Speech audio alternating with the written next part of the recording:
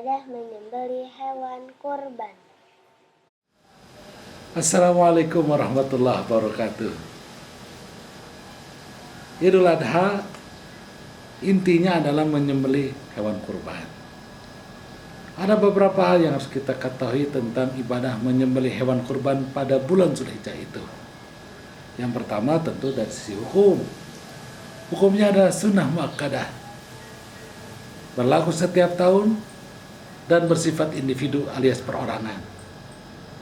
Jadi siapapun muslim atau muslimah yang akil baligh, kemudian umurnya sampai di bulan Zulhijjah, pada tanggal 10 sampai tanggal 13, maka baginya berkesunahan untuk menyembelih hewan kurban. Dan itu ingat ya, bukan sekali-sekali, bukan kapan-kapan, tetapi berlaku setiap tahun. Jadi setiap tahun itu ya harus berkurban begitu kira-kira. Yang kedua, kurban itu harus yang terbaik. Dan jangan mikir daging.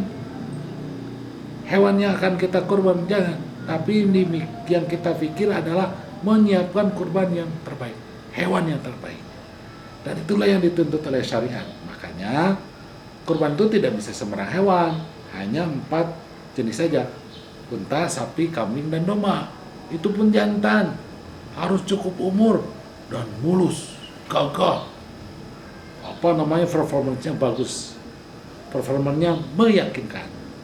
Maka biasanya hewan kurban kalau kemudian dikonversi menjadi harga, dia menjadi mahal.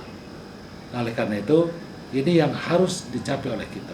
Sebagaimana Allah berfirman, la yanalallaha luhumuha wala dimauha walakin yanaluhu taqwa minkum. Tidak akan sampai darah dan daging dari hewan kurban kalian, tetapi yang akan sampai adalah ketakwaan dari kalian. Ya, kalau kita bahas, tentu ketakwaan yang dimaksud adalah kemampuan seseorang melepas rasa sayang dia dari harta yang dimilikinya.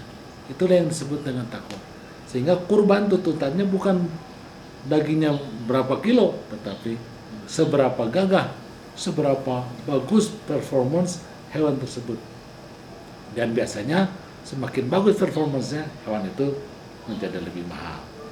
Itu yang kedua. Yang ketiga, harus diketahui bahwa yang namanya ibadah kurban itu ada 2 tahap. Tahap pertama dari mempersiapkan hewan sampai hewan itu ada dan kemudian sembelih. Tahap yang kedua adalah apa yang harus kita lakukan terhadap hewan yang sudah disembelih.